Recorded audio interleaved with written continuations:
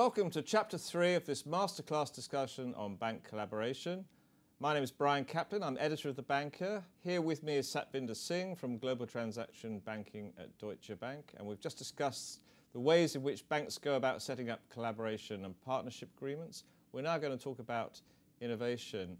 And Satvinder, a lot of innovation, a lot of collaboration takes place not just between banks of different stripes, but also within banks. So perhaps you could tell me how at Deutsche Bank, you get some collaboration between all the different parts of it, what's a huge bank, and produce innovation and new ideas for products and services.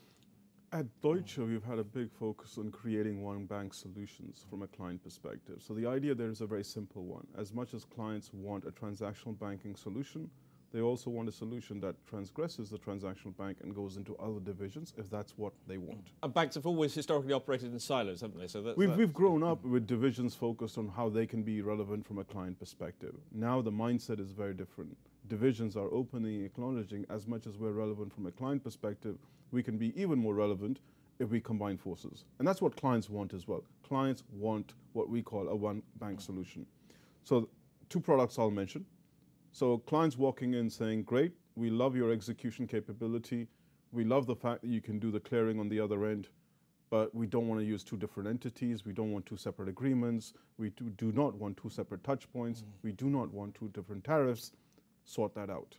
And in anticipation of that, we, quite a few years ago, went back and created DB Integrate, which is a very simple way of saying a client can use us all the way across the value chain, right from the trading side, into the execution side, into the settlement side, into the custody side.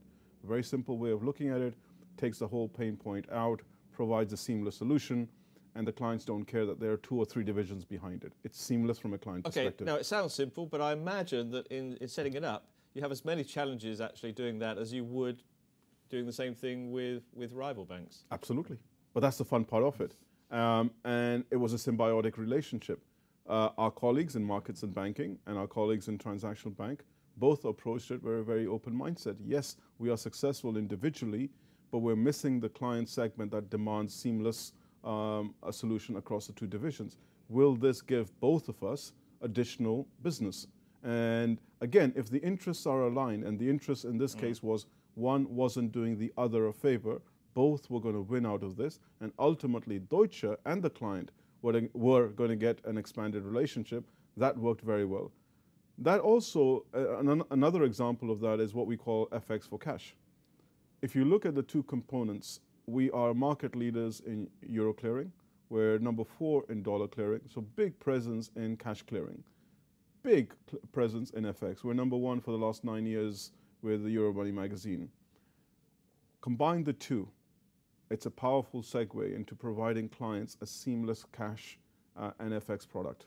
Again, clients love our FX platform, love our clearing platform, combination of the 2, and we've made significant inroads with that product, both on the financial institution side, but also on the corporate side.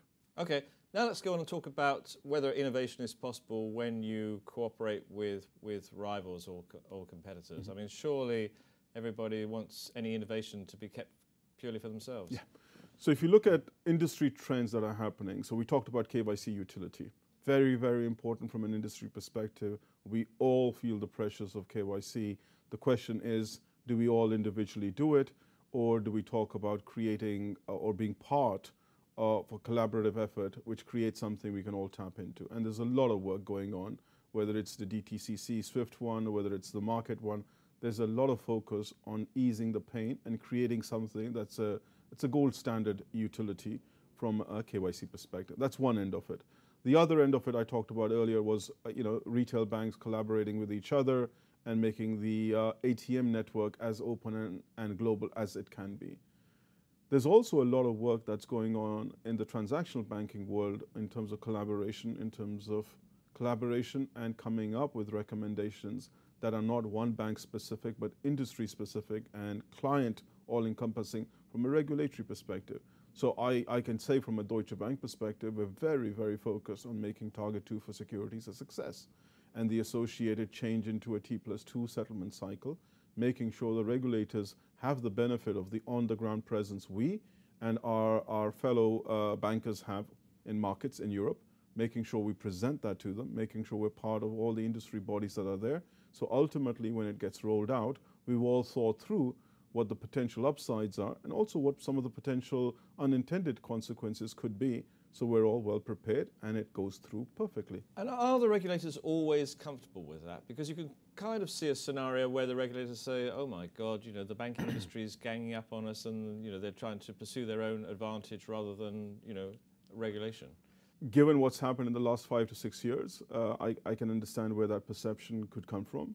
But I think, again, goes back to, are you representing yourself or are you representing the entirety of your client base? And also being open in terms of the range of responses that you're presenting. So we may not have a one banking view on a regulation. That piece of regulation may impact different parts of the bank in different ways, making sure you're balanced when you're going out and talking to the regulators, making sure you're giving them some of the benefits of the globality of the businesses you have. So for example, a lot of the time when I travel to Asia, we're talking about what works, what doesn't work in Europe and the US, and they're keen to soak up the experiences that we've had in those markets so that they are better prepared for when they introduce some of those changes. Again, not a direct import of what's worked in Europe into Asia, but a reflection and an awareness of what has and hasn't worked. So again, when they introduce securities lending, when they introduce settlement changes, when they introduce harmonization, when the ASEAN bloc takes over, they have the benefit of learning from experiences. And that, I think, is a big role we play. Okay, Satvinder, thanks very much. I mean, banking's all about making money, so we'll come back in a minute and talk about financial performance and operations. Thank you.